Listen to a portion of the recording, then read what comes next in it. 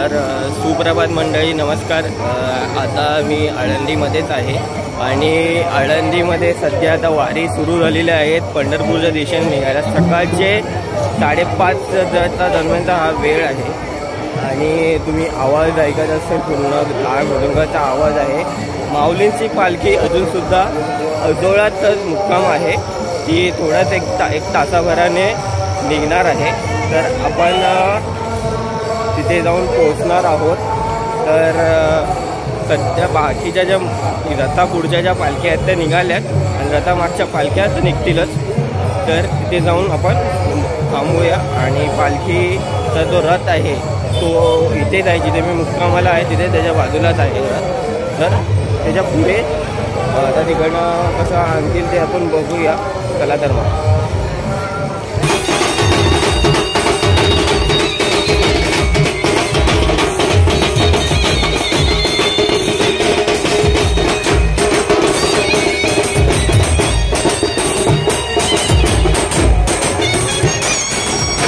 तर मंडळी, तुम्ही आता जो ब्रास बँड बघितला हा मानाचा ब्रास बँड आहे।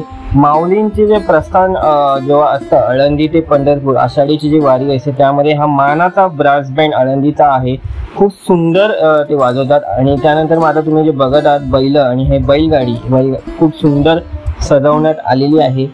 बैल एकूण ही 6 बैल आहेत जे माऊलींच्या पालखीला जुंपले जातात, तिथे रथाला जुंपले जातात। खूप सुंदर असं हे दृश्य आहे आणि खूप सुंदर ही जसं मी म्हटलं आधी की ही बैलगाडी सजवण्यात आलेली आहे।